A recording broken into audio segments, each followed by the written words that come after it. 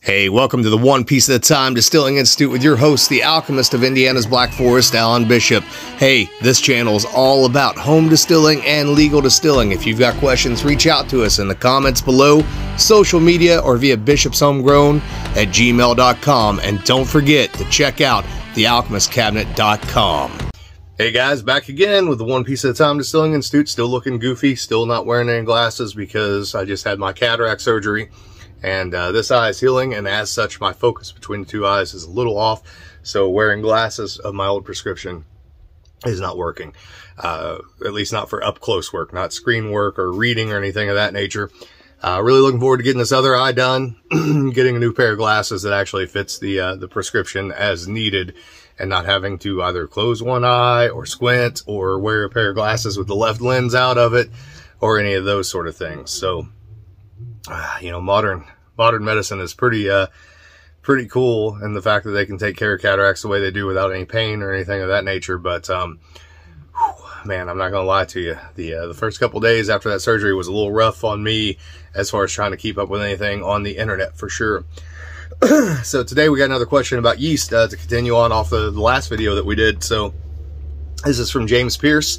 And if you see me squinting, I apologize. It might be the only way that I can read this. So, recently had some sake called Shochiku by, I'll get this out in a minute, Shochiku by Premium Ginjo. It was really good, lots of aromatic flavors and a nice nose, very fruity. I did some research and it was most likely made with a sake yeast called 1801.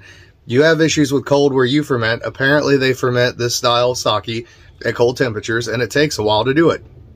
Do you think a yeast like this would work on a 100% rye blends, or maybe on an apple ferment since it throws fruity esters? If you try it, definitely do a video on it. If you can, and if I can find 1801, I would be sorely tempted. I'll get that out here in a minute. It's very difficult to read right now. So nonetheless, so I've not messed with sake yeast specifically. Now I have played with koji cultures in the past, and I do have a yeast that I plan on experimenting with that you guys have probably seen on either Still It or Bearded and Bored or many of the other channels out there. It's called Angel Yeast, Yellow Label, Start of Liquor Making, whatever exactly that means. But I think that it's basically a yeast with a koji culture in it. I think there's also a particular food grade acid in there that helps with saccharification and gelatinization, etc., with your alpha and beta enzymes as well to get the conversion. So the idea is that this yeast, you can use it and you don't have to do an actual mash. You don't have to actually cook anything. So in other words, you put the grain in, you put the water in, you put the yeast in, and it basically cold sacrifice and then begins fermentation as the product basically gets broken down. I am tripping all over the place on this thing, but basically it begins fermentation as the product begins to break down. So it ferments as it goes.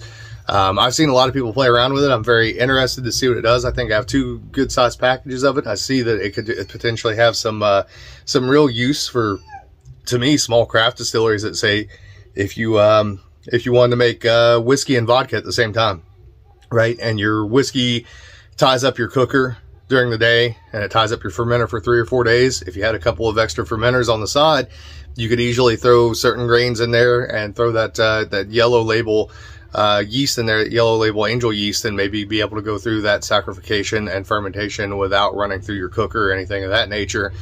So that way you could actually be in production of vodka and whiskey at the same time, or whatever you wanted to do, right? There's some real levity to that, in my opinion, on energy savings, time savings, and not tying up your equipment with a project that maybe isn't your mainline product, right? Vodka is very rarely your mainline product. So I'm interested in playing with that and seeing what I can do with it. And I've been very impressed by what I've seen with it on some of the channels here on YouTube. So I have not played around with, like I said, specifically any sake yeast. It does sound like it does. I looked it up. It does sound like it does have some cold fermenting tolerances. And those fruity esters are interesting. I see no reason why you couldn't use it with any other grain out there in particular. I have played around with some cold fermenting yeast in the past. So one is called Befruits, Befruits. And that was one that we could actually hold at 57 degrees. So we did a white rum with this that we held at 57 degrees for a 2-week fermentation, and it came out tasting exactly like the molasses it was made out of, because it was able to hold on to more of that volatility. But we also got a lot of a fruity sort of profile off of it, so that was very much worthwhile. There are a number of those out there. Even a lot of the wine yeasts that I use in the distillery, such as OK or Vin 13, you know, they're actually recommended at lower temperatures than what I use them at in the distillery.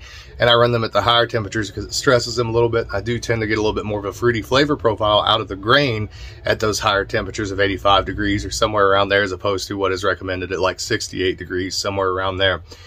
So I would highly encourage you to try it and give it a go and see what you think of it. I may even eventually order a little bit of it once I get some of these other experiments done that I'm working on for process videos in particular. Also on the angel yeast, the only thing that I'm a little hesitant on the angel yeast is whether or not it would actually sacrifice. I cannot talk today. Anyways, whether or not it would actually work on corn with that cold, you know, conversion and fermentation. I could see it working on the small grains, you know, obviously things like rice, wheat, oats, malt, wheat, things that don't normally have to go through that 190 to near boiling gelatinization period. So if any of you guys have played with the Angel Yellow label with corn and had success, I would love to hear how that went for you, how long the fermentation was, how well it actually did, what you think your specific gravity potentially could have been if it was a cooked grain versus the amount of alcohol that you actually produced in the fermentation during that cold processing, because that would be my one holdup. I wouldn't want to even on a small scale fill a fermenter with corn and not get what I needed out of it. But we're going to play with it and we're going to see what it does. So for any of you out there, I'm asking you a question now. Let me know about the Angel Yellow label, because I'm curious to see what you think of it. So as always, guys, reach out to me, bishopshomegrown@gmail.com, any of my social media, thealchemistcabinet.com. I remind you to go over to thealchemistcabinet.com and hit the warehouse, which is our store over there. We just put out volume 2 of the Alchemist Cabinet book series, which is the Black Forest method, and that has a ton of botanical distillation stuff in it and process stuff in it. It's kind of a journaling in a lot of ways of sort of small scale experiments I've worked on in the past year or two, to sort of update the original Alchemist Cabinet philosophy volume.